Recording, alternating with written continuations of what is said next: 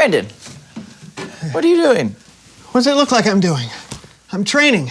Training for what? For the stair contest. You said that we were going to be doing a stair contest today, so I was, training, climbing the stairs. Brandon, I said we were going to be doing a staring contest. Staring, like with your eyes.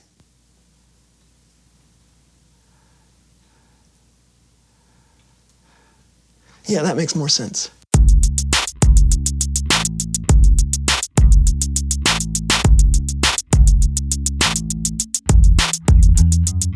I'm Lawson. And I'm Brandon, and welcome to the So&So Show.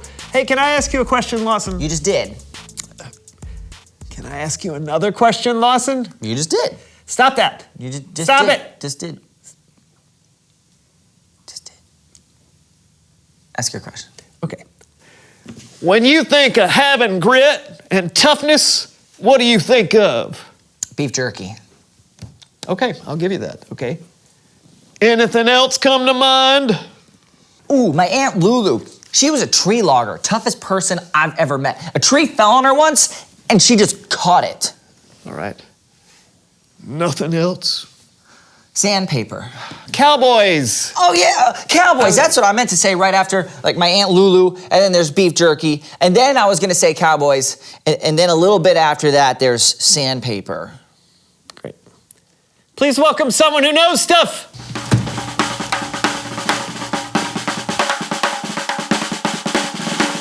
Well, hello, partner. What, I'm just trying to speak the lingo. Yeah. Come on down. Yeah. Please tell us who you are and what you know. Well, my name is Duke Canyon, and I'm a professional cowboy. A real cowboy. Wow, I've never met one before. Why don't you just tell us all the things you have to do, please? Well, you got to get up at sunrise before the cattle call, and the hours are long, but it's a thankless job. Someone's got to do it.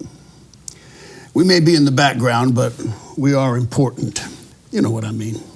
Yeah, I know what you mean. It's true. What would we do without you? You guys help create some of my most favorite things: burgers, steaks, beef jerky. Well, how many other cowboys do you usually work with? Well, it depends on what we're doing. If we're in a cattle ride, could be 30 or 40 of us. If we're in a fight, might be 3 or 4 of us, or maybe 30. A fight? Yeah. Well, heck, we could be pushed off a cliff, pushed over a wagon, dragged through a river, or even dragged behind a horse. It's all part of the job. What? Yeah. Last year, I was over 50 fights. Yeah. I've had bottles broke over my head. I've had chairs broke over my back. I've been drugged behind a stampede of horses. It's all part of the job. Why would anyone want to do a job like that? Well, you don't quit the job because it gets hard. You got to keep going. You keep trying. It's all about pushing through, ain't it? Yeah. Now, speaking of that, I think it's about time for me to ride on out of here. Oh, well, thanks for coming on the show. You headed back to your cattle now? No, as a matter of fact, the next one's going to be a train robbery.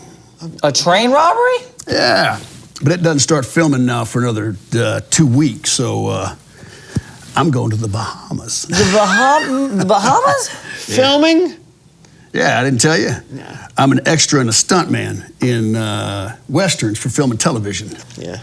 I didn't mention that. No. An extra? Yeah. So you mean all the fighting, all the bottle breaking, the cliff throwing, and the train robbing was only in the background of a television show? Only? Now, hold on a mo.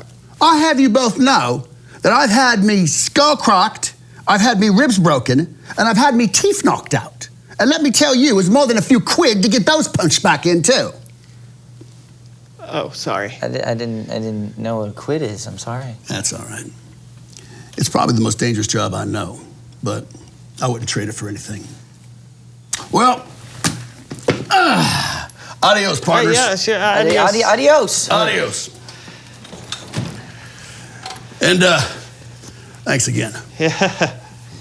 Bye, partner.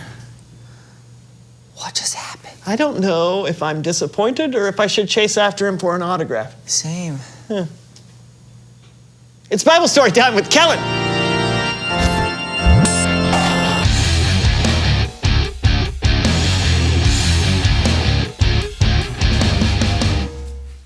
Hey guys, listen, unfortunately something has come up and I can't be with you all today, but don't worry, everything's fine. And I don't want to leave you all high and dry. So I asked my good friend Cameron and he's gonna take over for me today. All right, take it away, Cameron. Hey guys, you know, I think I've seen that cowboy in a show or two. Really? I'd say that dude's got grit, no matter what his job is. No doubt. You got a Bible story for us? I do. It's about someone who I think has even more grit than a cowboy. Oh, and I'm gonna need your help for this story. No problem. It's time for Human Head Puppet Theater. Our story starts with Moses. Let my people go. No, we haven't gotten there yet. Oh. You shall not pass. We're not there yet either. Actually, we're not telling that part. Just hang on. All right, fine. Moses' people, the Israelites, were enslaved by the Egyptian king, Pharaoh. Moses had grown up in the Egyptian palace after being rescued by Pharaoh's daughter. Our story today starts when Moses was around 80 years old. He had long since left Egypt and was living way out in the middle of nowhere. One day, while Moses was out tending his flock of sheep, he came upon something unbelievable. Look!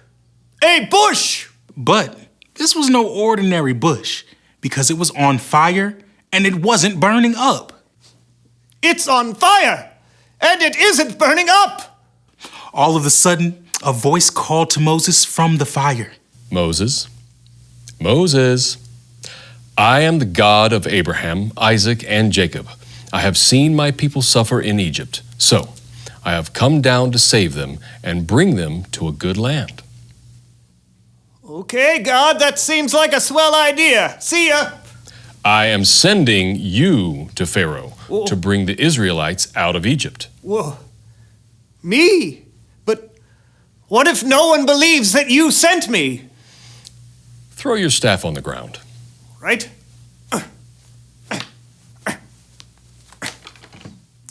God turned Moses' staff into a snake.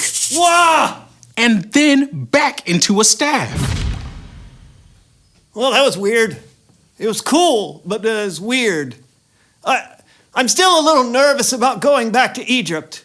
You see, Moses didn't feel like he was the greatest public speaker or the right person for the job and wished God would send someone else. But God knew Moses had it in him, so God promised to help Moses communicate with Pharaoh. Moses' brother, Aaron, would help. God would speak to Moses. Moses would tell Aaron what God said, and Aaron would relay God's message. Before long, Aaron and Moses went to Pharaoh. The Lord said, "Let my people go." The Lord? Who is this you speak of, and why should I care what he says? And why is it so hot in the desert? Oh, you know what? I am not going to let your people go. Instead, I'm going to make the Israelites have to work even harder. Man, I'm a good Pharaoh. Well, as you can imagine, the Israelites were pretty mad that Moses made things worse for them. And I think it would be safe to say that Moses was pretty upset too, and probably wanted to quit. But with God's help, Moses kept going. He went back to the Pharaoh by the Nile River. The Lord sent me to tell you to let my people go, but you didn't.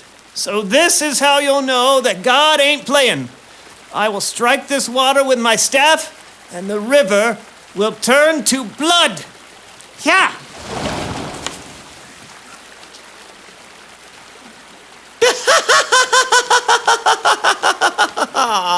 Nice try.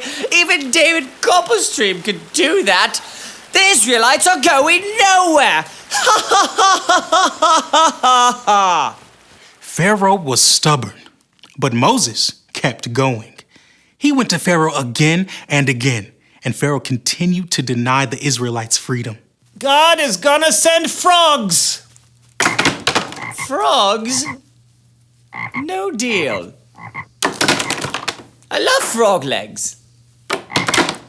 They taste like chicken. Now God's gonna send gnats and flies. Ah! Come on, you can do better than that. What do you think bug spray's for?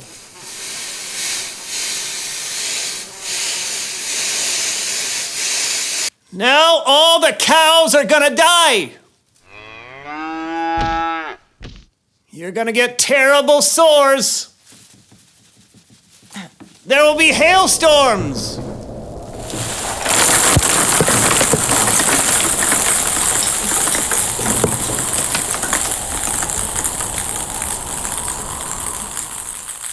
And locusts will eat all your crops. Okay, this is getting kind of serious now. Still no. Since Pharaoh couldn't be persuaded, a darkness fell across Egypt for 3 days. And then the last and worst plague of all. The oldest son of every Egyptian family died. Finally, Pharaoh could not deny the power of God. Get out. After hundreds of years, God's people were finally free. But that's not the end of the story. We'll get to that next time. Great story, Cameron. Yeah, thanks for your help. Anytime. Hey, you were right. Moses had a lot of grit. He did. He kept going when things got tough, and God was with him the whole time, helping Moses know what to do and say. I guess like Moses, when we go through hard times, And we will. we just have to remember that God can help lead us through. So we shouldn't give up. Exactly. Sounds like you got it. I guess I'm out of here. Gonna go watch some more Westerns. Adios. Did you know Cameron spoke Spanish? I did. Reveal the question. When have you been through a hard time? Wow, this could be a lot of things. You could be having a hard time at school with someone picking on you, or maybe someone close to you has died. Yeah, or maybe you're having to deal with the consequences of a choice you made that may not have been very wise. Whatever it is, you're not alone.